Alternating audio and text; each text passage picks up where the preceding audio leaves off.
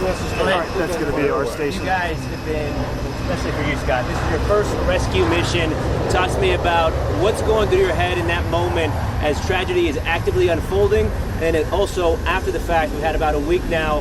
How are you feeling after what you and your team were able to accomplish? Yeah, great question. I think initially, this is me and Seth's first case. Me and him, this is our first time operationally doing something for the Coast Guard. And I think we really just had to rely on our training. That's the only thing we had. Rely on the training, rely on the crew, and just know that we're trained as well as we can be to do the job, and we're going to try our best to effect the rescue. In the last week, it's been, I know I speak for probably everyone, it's been an emotional roller coaster. Sometimes you feel awesome because you saved so many lives, but on the other hand, there's so many people that are still really reeling and feeling terrible, and they are completely justified in that. And our hearts again just go out to the crew, all of the crews that are here, all the people that have been affected, the girls in the camp, everyone. It's been awesome to feel recognized and feel like we did a great mission, but we also know that the mission's still ongoing, and there's still a lot of people that are seriously affected, and our hearts go out to those people. Okay, let me go down the line and ask each one of you to tell me the one rescue that sticks in your mind when you go to bed every night. What's the one that you're thinking about?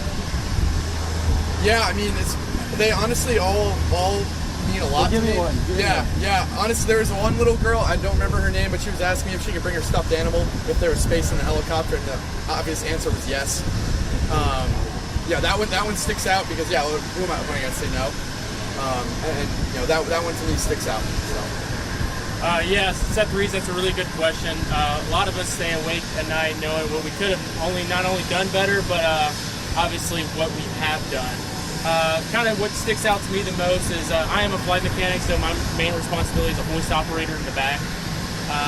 Not only am I in charge of making sure the cabin's all cleaned up, but in charge of getting all these girls inside the cabin and secured. Many of them were in 5-point harnesses, which they've never been trained how to wear. Just all of them are distraught. These girls were watching their loved ones, unfortunately sisters of them, being swept away by a current that's unfortunately killing citizens. So what just stands out to me is every girl in the cabin. I can't do much in the back besides make sure they're safe. So I take out, I tell all the guys about this, but I'm taking out Jolly Ranchers, and I'm making sure these girls have something positive, and that not only am I affecting just a small portion of what's going on back there, but I'm able to apply an atmosphere where they feel safe in a helicopter that they've never been in. So that stands out to me the most, and I'll probably carry that to the end of my days. I'd say for me was from the very first set of girls that we picked up. When we were arriving on scene and just getting on there, we didn't have the full picture of everything that was going on. So when we had the first set come on, some of them didn't have shoes on, some probably had one-legged shoe on. And internally, I think I said that over the radio. I was like, hey, why do we have girls get into the helicopter without shoes on? And then that's when he told me after we talked to him, he's like, no, they pretty much got washed away, and some of them were thrown out of windows to actually make it into the helicopter. So I think that's when it really hit me miraculously of the situation that we were dealing with. And I think the thing for us was like up front we were giving thumbs up, and this was something little to try and put a smile on their faces. Good afternoon, everyone. There's one in particular that stands out to me. So I've got two daughters. They're both younger than 5 years old.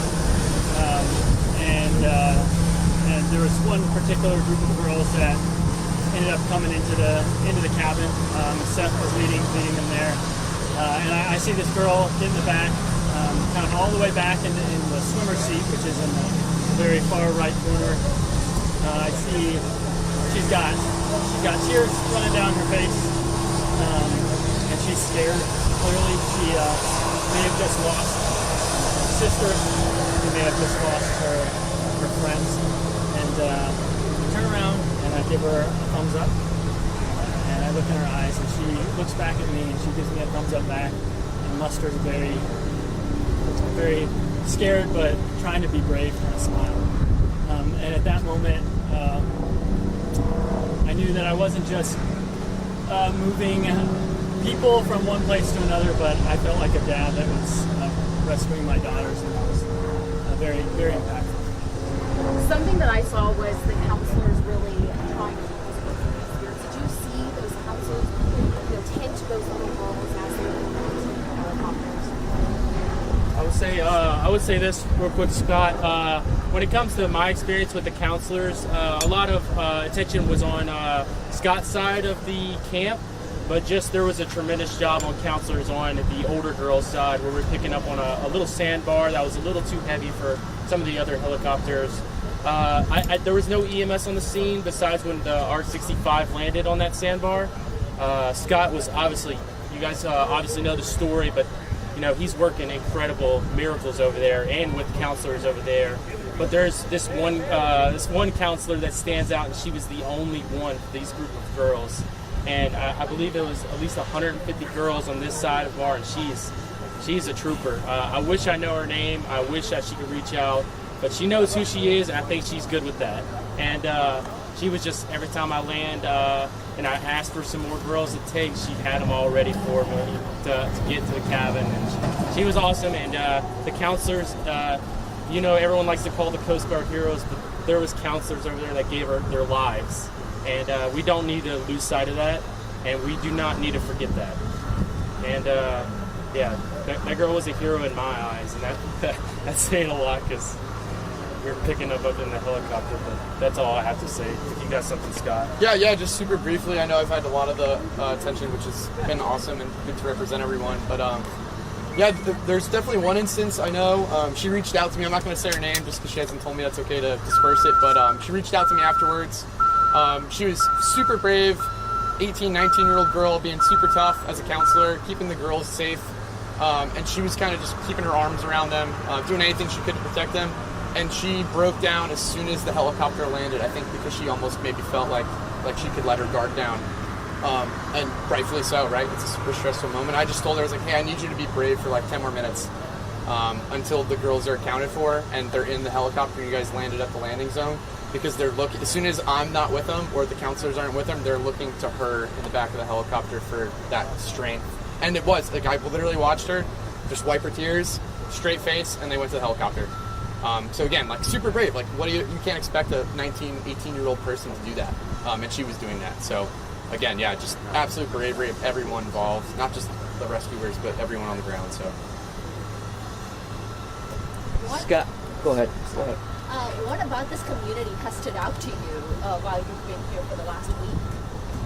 Yeah, I mean, and I'm sure the crew can speak for this as well if they have anything else, but the community in Kernville and all the areas, and just Texas as a whole, has been so incredible.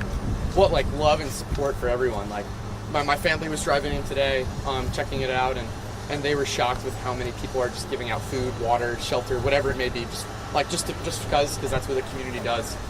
And it really is sad that after a tragedy, that's when we notice it the most, but I'm sure it's always like this here. It's just now that it's in the spotlight, like, what a great community, and like, we're happy to be here and help out, but yeah, the community's been amazing. Scott, you were on the ground with a lot of the people you rescued. What were those conversations like as you waited for the helicopters to come back to pick up those girls? Yeah, there was a multitude of different types. We call them survivors, right? But for the kids, some of them were happy. They were happy. They knew they were getting rescued. They were joking around. I joke around with them. Some of them were obviously sad, upset, crying. So they were sad, upset, asking me where their family members were. I just had to try to cope with them and let them know we're doing everything we can. And it's a Christian girls camp. Some of them were just praying in circles, and there's nothing wrong with that. And I think that brought maybe a little bit of peace to them. You kind of had that wide range, and you talked to one group and they were laughing and making jokes, and the next group's crying hysterically, and you just kind of have to assess them and know that all those emotions and experiences they were having are completely justified, and just try to support them as best you can. When a young child asks you where their friend or loved one is and you don't have that answer, what do you say in that moment? Yeah, that's probably been one of the hardest parts. I can't imagine how they feel because they're the ones really experiencing. They're just telling me. But I think the biggest thing is just telling them, hey, my job right now is to get you guys off of this camp and get you guys to a higher level of care and to safety. And we have so many crews. I mean, there's dozens of helicopters looking for people and grabbing people. And that's what their role was. Our role was just happened to be landing at Camp Mystic. But I was just to reassure them, hey, other people are looking. I know I'm here right now with you guys, but there's so many people that are looking right now actively. So Have you had opportunities to speak with some of those parents, and you mentioned counselor as well? What have those conversations been? I know this speaks a little bit true to the character of the community. Obviously, that's a really good question because we have had contact, and I do not have kids, but I can only imagine the feelings that Aircraft Commander Ian Hopper went through as having kids. So I'll speak for the whole crew. We received a phone call. I'm not going to say from who, but we received a phone call, and we talked to one of those little girls who, sat on the phone with us and thanked them for being here. And that hit hard for a lot of us, and that was the hardest thing I've ever had to do, was not only listening to a small child that shouldn't have to know the horrors of a tragedy as this, but to thank us for something they really don't understand. And I also, that's a good question, but I just want to make sure that we're looking at people who are the heroes of a situation like this. There's some guys standing behind you guys, the Army National Guard, who deserve as much spotlight as we do. The Shiner Group and the Alamo Medevac Group. These guys, we obviously get a lot of the front attention. It's the Coast Guard, but you want to talk about some real heroes. Those guys are picking up hundreds. They're hoisting. They're putting down Task Force 1 rescue swimmers, and they're putting in work. And it was an honor to work beside them. And I can say the whole crew and myself, we honestly couldn't have done it without. Just some logistical questions. Sort of, when did you get the call to spring into action to start saving girls, and how long did the whole mission take to get everyone who needed to out there? So for us, we got it just before sunrise. We were able to get the crew together and then fly up. I'm sure you guys have heard weather was a bit challenging that morning, so we had to take about 4 different hops, 4 different airports before we were finally able to actually make it out here and then able to do some of the rescuing that you guys have heard about. I'd say for us, Shannon was probably, again, just before sunset when the day was over for us, and then the next crew too. Tell me about some of those challenges. So it was raining, it was in the middle of the night, you're flying into these little canyon type areas, the water's surging, you're dealing with kids. Could it have gotten any worse? I think there's some challenges, right? We're the Coast Guard, so we're used to operating along the coast. We're a maritime service, so we're used to operating over the ocean. There's not a whole lot of obstacles over the ocean. So for us, it was definitely challenging to we were figuring it out as a crew, trying to get into an area that had a lot more hills, a lot more elevation challenges than we were used to, and everyone here worked great. Scott had the weather radar up. Blair was working on obstacles and communication. Seth had Google Maps up, and we were trying to follow roads just to make sure, hey, if we need to land, we can land. So, I just want to emphasize again the incredible capabilities of the Department of Public Safety here in Texas. If you're talking about local response, we're talking about the National Guard as well, as Seth mentioned. It can't be overemphasized how we were a small piece in the puzzle, a very small piece in the puzzle. We were part of a greater team. The game wardens as well, and there was civilian R-44 Robinson helicopters. I don't know who they were with, but they were helping as well, and just teams on the ground. We were talking to people earlier today, swimmers who are inside houses with water rushing through those houses as they're pulling people out. There are some other true heroes out there, and it's really important for us to emphasize that. Did the enormity of what you guys did sink in right away? Did it take a couple of days? It's still sinking. Yeah, it's not good. It's still sinking. I would say there's no normalcy to a situation like this. You obviously heard on they broadcast a little earlier with President Trump that this isn't normal. This has never happened. And I think we could all count for this. We never thought this would happen in our lives.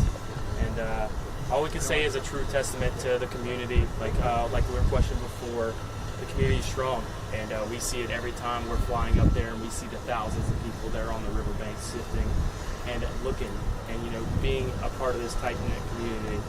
I can't be more thankful for those boots on the ground, and not even that, but just teenagers who decide, teenagers decide to go and participate in a community like this, and it's astounding. It's like, well done, Pure Girl.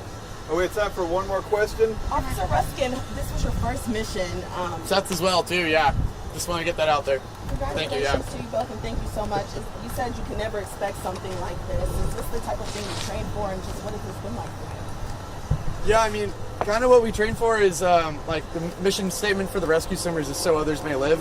So I think this completely falls in that time frame. We're a search and rescue team, search and rescue asset. We're in the Coast Guard. We're here to help people, help Americans, help whoever it may be, and I think we achieved that mission during this week. So. One question. Last one. Yes. There has been a lot of questions about warning times because when the National Weather Service put out the first alert versus when people in Kerrville found out about it, there was a 3-hour gap. What do you think could have been done better, and what else about the emergency response? So based on that question, actually I can refer you to our public affairs office and we'll come up with a response. I might have to meet you afterwards for my information. But that concludes this press conference. Thank you for coming out. Do you guys want to move back to... Can we just get a message to the Thank you. rescue that you guys, anything that the ones that you haven't spoken to, anything you say to them? The people we've rescued? Yeah, message to them. Yeah, just stay strong. I know a lot of people have been reaching out to the Coast Guard trying to talk to us. There's so many other crews that would love to talk to you guys too, and just kind of talk about the situation. I think it would make everyone feel safe. And yeah, if you guys ever need anything, always reach out.